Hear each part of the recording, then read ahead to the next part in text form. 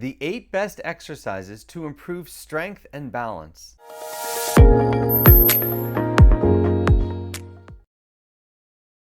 Hi, my name is Doug. I've been a physical therapist for 30 years, and I specialize in helping people with balance problems learn to walk again. In this video, I'm going to show you the 8 best exercises to improve your strength and balance. Now we're going to practice stepping over something. I'm going to use this rolled up towel. I'm going to put it in front of me, leaving room for my feet to go. I can grab onto the chair and I can step right leg and then left leg, and then right leg back and left leg. Then I can go left first and then left back. Now, the goal is to do this without holding on, but it's perfectly fine to hold on with one hand. You can do two hands. I'm holding my microphone cord, but you can grab the chair with both hands. So this is first and foremost a really good balance challenge. A lot of people that are having trouble with their balance, they wouldn't dream of stepping over something. So this gives you a safe way to practice it, because you do want that ability to step over things. Who knows what's in your way when you're walking? And even just stepping onto a curb or a stair, you need this ability. But so many people are really afraid of falling and afraid of doing this. So this gives you a chance to practice it with a chair in front. And because I'm using a towel, in case I miss and I end up stepping on the towel, it's not going to really cause me to fall. Now, if I'm trying to step over something taller like a book or a step, that's a little bit more dangerous, because then I could stumble on it and it could trip me up. I do have a chair behind me just in case I need to sit down. At any point, if you want to rest during this, you can. This is a kind of a cardiac exercise too, because I'm stepping forward and backward as I'm doing this. You do want to keep practicing shifting your weight as you bring your foot forward, but because you're lifting it, you kind of have no choice but to have a good weight shift. We're almost done with this exercise, just a couple more repetitions. Just about done here. And that's it. Okay, this is how to do pillow squats. You're gonna have a chair behind you. I have a cushion in my chair. You can put a pillow or anything you want. I recommend having something there so it's not as hard and you can do more reps. You're gonna sit down on that chair, cross your hands in front of you. You're gonna bend forward and come all the way up to standing. So this is kind of the hardest version of it. So if you're really strong, you can do it this way. You can also push off your armrests and help yourself push up. You can also put your hands on your knees and push up. Or you have the option, you could grab the chair in front of you and use that to lever yourself up. All of these ways are good. What really matters is how many repetitions do you do in 2 minutes. Now definitely, this also works your heart. So if you're having any kind of tiredness or fatigue or any kind of heart issues, go as slow as you want to go and take as many rests as you want. Even people that have some pretty serious cardiac issues, having them do in the course of 2 minutes 4 or 5 sit-to-stands, which can be a big struggle, is beneficial. You don't want to overdo it, and you want to rest as often as you can. And it's good if you can do them this way. It's more of a balance exercise and a strength thing, but you don't have to benefit from this. You'll benefit no matter which way you do it, because with your hands, you can't really push yourself all the way up. You still have to use your leg muscles. So it'll work your big muscles in your legs, your quads and your hamstrings when you're doing this. This is a squat, so they always say this exercise works all the muscles in your legs. And remember, you can rest as often as you want with this. I'm going to do it this way, and we just have a couple more reps here. Just one more really, and we're done. Okay, so we're going to practice stepping sideways over an object. I'm rolled up a towel. I'm going to put it right in the center. I'm going to stand to one side of it, one hand's on the chair. I'm bringing my right leg over, and then my left leg over, and then I'm going back. Left leg and right leg. And I'm giving myself enough room to put the other leg next to it. Now the goal is to do this side to side without holding the chair. But in the beginning, I recommend one hand or both hands on the chair, like this. It's a great exercise. It makes you practice shifting your weight.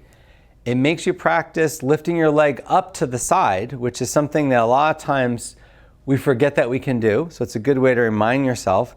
But you can do it with confidence because the chair is in front of you. So it lets you keep practicing it. The goal is to do it without holding on at all. If you're getting tired, if this is fatiguing, please take a rest. You can rest as much as you want when you do this. Even if you only did it 5 times in 2 minutes, it would still benefit some of you. If you're struggling, believe me, that's sometimes the most you can do. And what it also does is it helps you practice what's called a protective side step. So if you're losing your balance, one of the things you want to be able to do is quickly step to the side. It brings your feet further apart, and it can really prevent a fall if you're starting to lose your balance. Especially if your feet are tangled up, you want to be able to do this quickly. And so practicing it is one very proven way of making your balance better. Just a few more repetitions. Keep going left to right. Little bend in your knee as you're doing it to protect your knees. And that's the last one. So now we're going to do heel to toe walking. You're going to grab here and you're going to take 3 steps going heel to toe forward. Then turn towards the chair and go 3 steps heel to toe in the other direction. Now, only doing 3 steps because you don't want to get away from your support chair, just for safety. Some people like to do this like next to a countertop so they can go more than just 3 steps. But actually 3 steps is enough to give you that balance challenge. Your goal is to let go completely and do this without holding the chair at all. But for a lot of people that are watching this video, that's too hard. And it's okay if you want to put your hand on there every so often or hold on for dear life, whatever it takes so that you can start to do this.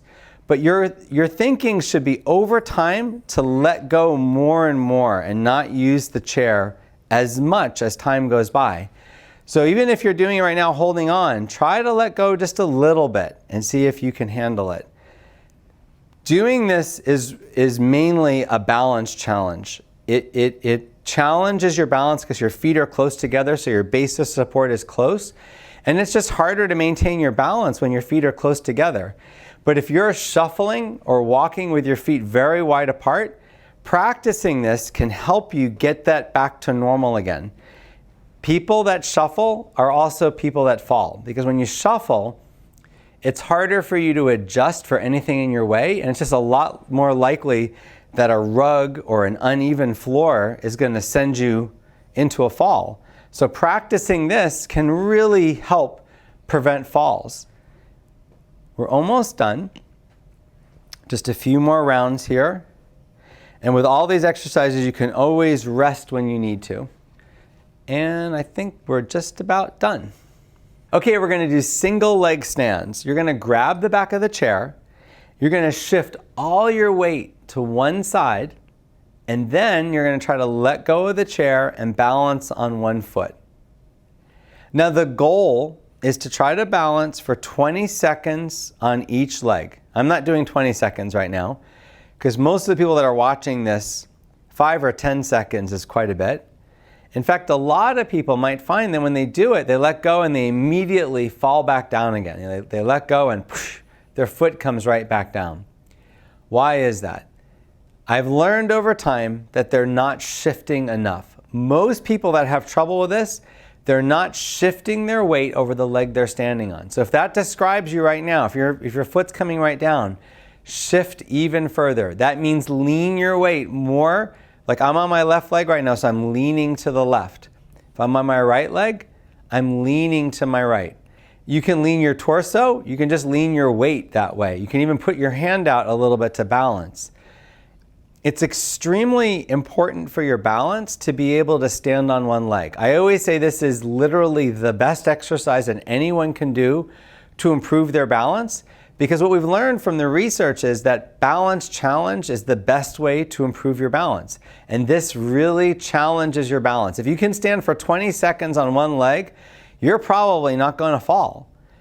People that have trouble with this are at great risks for falling. So practicing it, if it's not too hard for them to practice, if they can practice it, this is a way to very quickly improve your balance. Now, if you're getting tired, you can stop. You can also sit down and rest a little bit.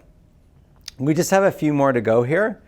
And again, you might not be doing as many reps as me because you're standing longer than me, which is good. Keep trying this one. Over time, it will get better and better. We're just about done, and that was the last one. Now we're going to do something called hip abduction. So you're going to just lift your leg up to one side and then lift your leg up to the other side. Now I'm holding on. You don't have to, but if you're struggling with this, I would say just holding on. And I'm not leaning. I'm not trying to lean right and left. There's another exercise where we do that, but in this one we want to try to stand up nice and straight and really lift our legs up to the side, because that works the big hip abductors, which are the muscles on the outside of the leg. What those muscles do when we're walking is that's what holds you upright when you bring your other leg forward. So while you're moving one leg forward, the iliopsoas, or the hip abductor muscles, are contracting to keep your body straight so that you don't lumber side to side. Also, this exercise works the muscles that we use when we're stepping to the side. So if something happens and we have to quickly step to the side, you need strong hip abductors to do that. And again, I'm not leaning. If I'm getting tired, I could sit down. At any point in these 2-minute exercises, feel free to rest. I know I'm going to say that a bunch of times while you're watching these, but it's always good to rest as much as you need to. Don't overwork yourself. For you to see improvement, you just want to do a few more reps every time you repeat these exercises. So I'm just lifting my legs up to the side. And it can get pretty tiring. So if you want to stop and rest right now, you can. I've been practicing these to film these, and I can tell you my muscles are getting kind of sore, lifting my legs up to the side. And it's one of those exercises you don't want to overdo it. If you overdo this, it can lead to a fall, because you really do need these muscles to balance yourself. But that's also why it's good to exercise them. Just a couple more here, and our last one. Okay, so our next exercise is we're going to practice stepping up and down on a step. I have this aerobic step. I'm going to put it in front of me, grab the chair, and then I'm going to just step up on the right leg, down on the right leg, and then up on my left leg, and down on my left leg. Now, if you don't have a step like this, it's okay. You could use anything that's secure. If you maybe have a large book, people used to have phone books. A phone book would work. But anything, even a couple pieces of wood, something that lets you step up is what you want. I purchased this from Amazon. It's usually the easiest place to get stuff like this. Now it came with risers, and if I was, trying to demonstrate it to someone that's maybe higher level, you can certainly put the riser on it to make it a harder exercise. So what this benefits is a few things. It definitely works all the muscles that you need to walk. So it's your hamstrings, your buttocks muscles, all of your hip extensors are being worked. You're also working your iliopsoas, the hip hiker, because you got to get your foot up on the step. So if you're struggling with this, you're welcome to sit down as often as you want. This is a hard exercise, hard aerobically too, because it takes some good cardiovascular ability to keep going up and down on a stair. So if you're struggling with this, just rest as much as you want. Even if you only did 2 or 3 of them this whole 2 minutes, that's fine. Just try to work at it, try to build it up. We all need this strength to be able to go up and down a few stairs. And sometimes it's a struggle, but it does improve over time. I've even worked with people that have had heart problems, and over time we can get this one better. Just a few more, and if you're really good, you can let go. We're almost done here. Maybe one more time up and down, and I think that's it. Okay, now we're going to do backward stepping. So we're going to grab the chair, face in one direction, and you're going to take 1, 2, 3 steps in one direction, then turn towards the chair, face the other direction, and go 1, 2, 3. I'm only taking 3 steps because I don't want to get away from my support chair. And I'm holding on with one hand. The goal is to do this without holding on. 1, 2, 3. But that may take some time. You can always have the chair touching the chair if you want. What I'm making sure I do is I'm lifting my feet off the ground. I'm not just shuffling my feet. If I'm really shuffling, I probably want to hold onto the chair so I can lift my feet.